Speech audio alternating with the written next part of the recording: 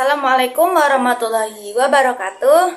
Perkenalkan, saya Kaila Yunda Nara Pramesti dari kelas 10F absen 15. Pada kesempatan kali ini, saya akan memberikan apresiasi dan juga kritik pada teater yang sudah saya tonton, yaitu teater dengan judul Matahari di Sebuah Jalan Kecil. Jadi sebelumnya di sini saya akan menjelaskan sedikit terkait naskah dari teater ini. Teater ini berjudul Matahari di Sebuah Jalan Kecil yang ditulis oleh Arifin C. Nur.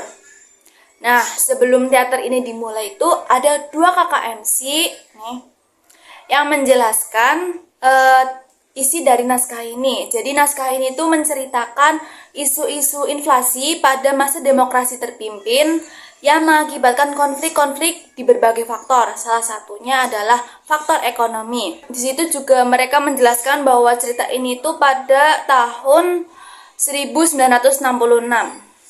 Langsung aja kita mulai dari yang apresiasi.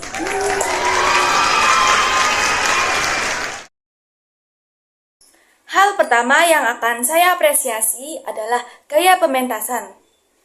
Gaya pementasan yang digunakan pada teater ini adalah representasional atau biasa disebut dengan realisme. Kenapa? Karena pada teater ini menceritakan kehidupan sehari-hari secara nyata di atas pentas. Sehingga apa yang disaksikan oleh penonton seolah-olah bukan teater, melainkan potongan kehidupan yang sesungguhnya. Hal kedua yang akan saya apresiasi adalah tata panggung. Pada teater ini, jenis panggung yang digunakan adalah panggung arena, di mana karena jarak yang sangat dekat dengan penonton, membuat panggung ini bisa sejajar atau bahkan lebih rendah ketimbang penonton. Kemudian penonton duduk mengelilingi panggung, sehingga penonton dapat melihat pertunjukan dari berbagai sudut pandang. Dan ini panggung yang kemarin ada di sana. Kebetulan saya dapat tempat duduknya itu rada jauh, jadi lebih tinggi ketimbang panggung tersebut. Hal ketiga yang akan saya apresiasi adalah tata rias. Pada teater ini, tata rias yang digunakan adalah tata rias korektif, di mana tata rias korektif adalah tata rias yang bersifat menyempurnakan dan menonjolkan sisi menarik dari tokoh. Namun tidak untuk tokoh simbol yang satu ini. Jadi untuk tokoh yang satu ini menggunakan tata rias karakter. Kenapa? Karena pada teater ini Simbok ini berperan sebagai orang tua, sehingga dia dirias untuk mengubah tampilan usianya menjadi lebih tua dari usia aslinya. Ini sedikit jadi jujur pas pertama kali di teater itu bener-bener baru mulai gitu, aku tuh langsung salfok sama Simbok-Simbok ini karena riasannya emang beneran kelihatan kayak orang tua gitu. Jadi awalnya tuh aku kira tokoh ini tuh yang meranin tuh beneran orang tua, padahal ini cuman dirias. Hal keempat yang akan saya apresiasi adalah tata busana. Pada teater ini, busana yang dipakai adalah busana sehari-hari. Sesuai dengan tahun latarnya, yaitu tahun 1966, jadi busana yang mereka pakai itu emang pakaian sehari-hari pada tahun tersebut. Lalu, kenapa saya tidak bilang kalau teater ini juga menggunakan busana tradisional, sedangkan Simbok ini juga menggunakan kebaya? Karena setahu saya, zaman dahulu itu kebaya emang dijadikan sebagai pakaian sehari-hari oleh orang tua pada zaman dahulu. Maka dari itu, di sini tata busananya tetap saya sebut sebagai busana sehari-hari, bukan busana tradisional. Dan di sini saya juga ada foto di mana di foto ini tuh kelihatan pakaian yang dipakai oleh pemain pada teater kemarin.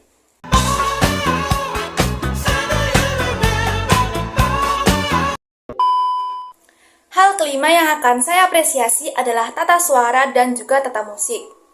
Walaupun di sini saya dapat tempat duduknya itu agak jauh dari panggung, tapi keren, suaranya tetap kedengaran dengan jelas. Mereka artikulasinya saat pengucapan juga sangat jelas dan intonasinya juga sesuai. Kemudian ada musik untuk background di beberapa adegan dan menurut saya musiknya tuh emang sudah pas sesuai dengan adegan pada scene tersebut. Sebagai salah satu contoh, di sini saya ada video di mana di situ ada satu orang yang kayaknya tuh lagi marahin mas-mas kribo Dan di situ ada backsoundnya yang bikin kita ikutan greget pada scene ini. Ribet lagi konflik itu suka berbelit-belit jadi lama gitu. Oh ya.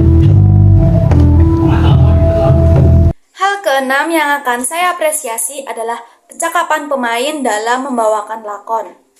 Di sini para pemain sudah membawakan lakon dengan sangat baik, penghayatannya juga sangat terasa, sehingga kami para penonton itu dapat terbawa suasana dalam teater tersebut. Dan teater ini tuh kemarin ada beberapa bagian yang bikin kita ikutan kayak sedih, nangis gitu pas adegan ini.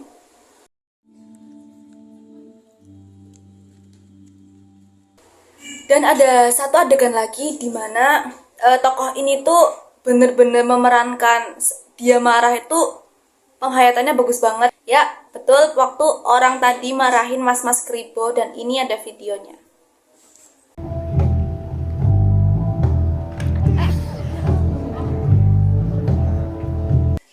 Hal terakhir yang akan saya apresiasi adalah tata cahaya. Menurut saya di teater ini cahayanya sudah sangat bagus, di mana ada beberapa adegan itu cahayanya sengaja disorotin ke tokoh yang menjadi dominan pada scene tersebut. Contohnya pada adegan ini. Selanjutnya ada adegan kayak pas bagian yang mulai agak sedih-sedih gitu, itu sekeliling penonton itu cahayanya jadi redup dan terang cuman di bagian tokoh yang menjadi dominan, yaitu pada tokoh Simbo.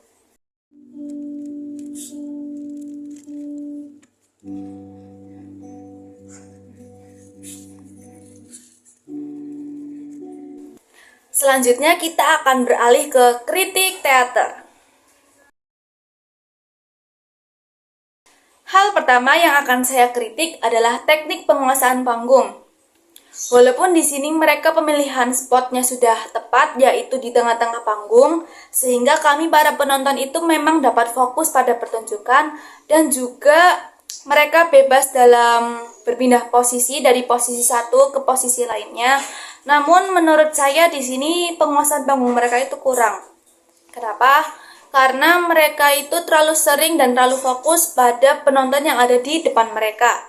Di sini kan saya dapat tempat duduknya kan di bagian panggung bagian samping ya. Saya berarti bagian kanannya mereka. Itu mereka itu jarang banget buat kayak menghadap atau memainkan peran di mana mereka tuh menghadap ke kita penontonnya di samping kanan atau samping kiri. Karena mereka dari awal harusnya sudah tahu kalau panggung yang digunakan adalah panggung arena, di mana penonton itu duduk mengelilingi panggung gitu ya. Jadi seharusnya mereka tuh emang lebih menguasai panggung lagi untuk penonton yang ada di sebelah kanan dan sebelah kiri. Hal kedua yang akan saya kritik adalah properti. Jadi di awal teater, MC memang telah menjelaskan bahwa latar tempat mereka ini adalah konveksi. Dan ya di sini memang ada properti bangunan konveksi dan juga pohon.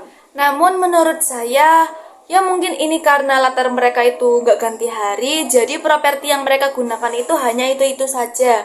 Dan bahkan nggak semua pemain itu menggunakan properti, cuman ada di beberapa pemain aja. Jadi properti di teater ini itu bisa dibilang sangat teramat sederhana dan sangat teramat sedikit. Hal ketiga atau hal terakhir yang akan saya kritik adalah jadi di teater ini tuh nggak dijelasin latar waktu mereka kayak pagi, siang, sore, atau malamnya itu nggak dijelasin. Dan juga di teater ini tuh nggak diperkenalkan nama tokohnya, kayak si Mas-Mas Kribo ini namanya siapa kita juga nggak tahu, si Mbok ini namanya siapa juga kita tuh nggak tahu. Tapi ada satu tokoh kayaknya emang nggak diperkenalin tapi disebut waktu di teater itu, tapi aku lupa namanya siapa.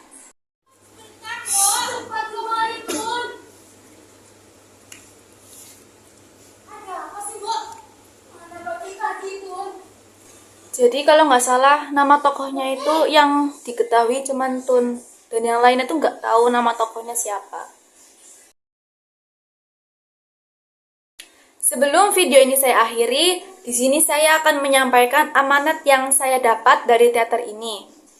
Jadi dari teater ini saya dapat mengambil amanat atau pesan bahwasannya sekecil apapun kebohongan, yang namanya tindakan kebohongan itu sangat tidak baik.